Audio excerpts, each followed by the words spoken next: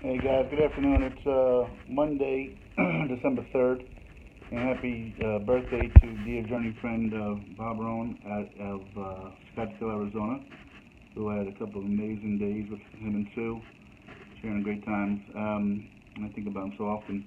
Wanted to touch base with you. I didn't leave a message yesterday, a little bit behind with that. I apologize. It was a Sunday, busy day.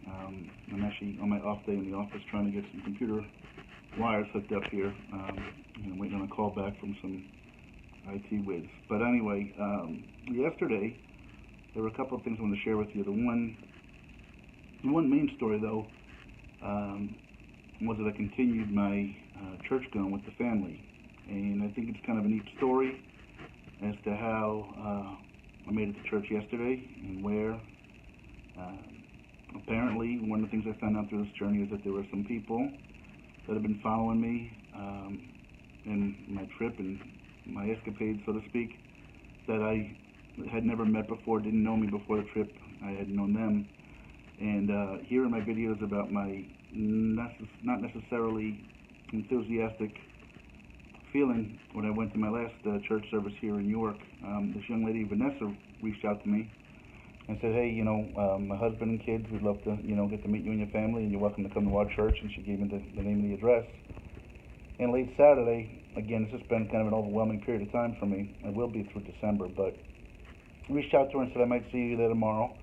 I'm going to take the family. So we went to service, and I got to meet Steve and Vanessa and the children.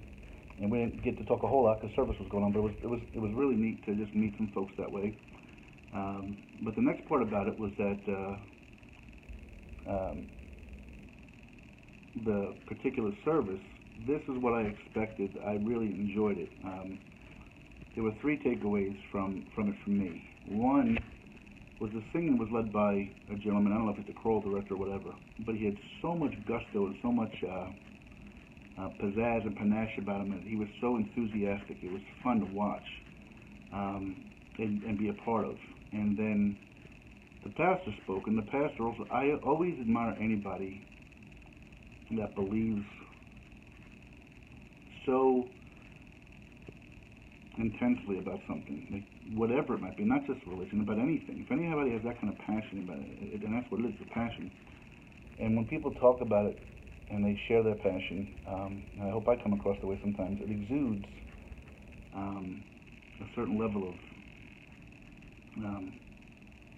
not confidence, but it draws you in.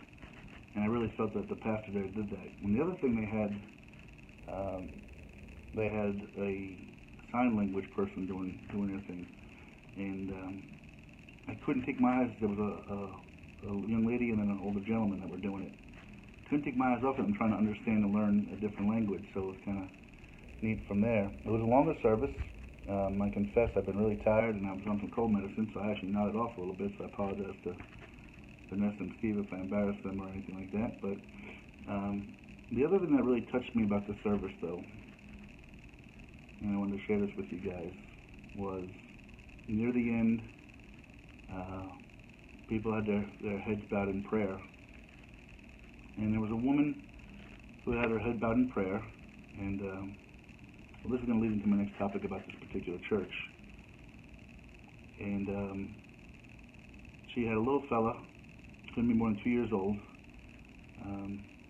that was out of his stroller, not doing anything misbehaving or anything like that, but couldn't be more than 2 years old maybe.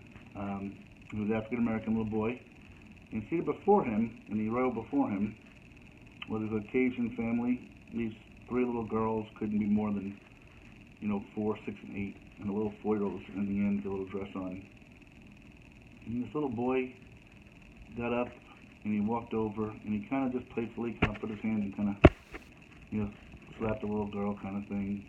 And these two little kids, in just that little moment, sat there and laughed and smiled and played along with each other and looked at each other. And it made me realize, that so much of our behavior, so much of our belief system is learned.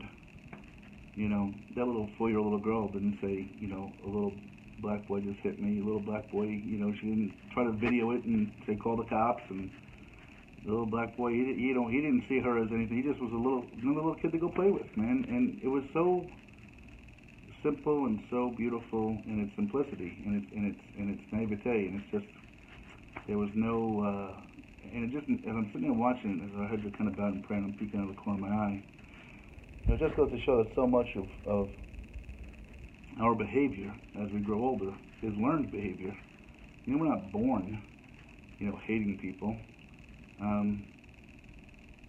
But yet nowadays you read about, somebody in a parking spot and they go right to the camera to videotape them, and somebody in New York was accusing an 8-year-old of groping her when his book bag brushed against her or something. It's insanity. So there was a lot of takeaways. And the other thing about that church that I really enjoyed about it was just that. I remember when I was with Aaron and Christy and their family out in Joseph City, Arizona. We went to a church, and they said, "We're kind of the youngest ones here." It was a church, filled with a lot of older folks, and nothing wrong with that.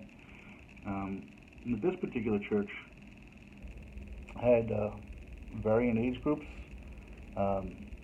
Was very diversified in terms of age, color, clearly not religion because everybody's there sharing the same religion, but it was a neat experience. I'm glad, and I want the whole family to enjoy it. My son went to the kids group, and he really enjoyed it. My daughter stayed with us in the adult section, and I asked her about it. She's kind of quiet and a little quirky in some ways, and she hated it. Excuse me, so tired. Anyway, but she hated it, and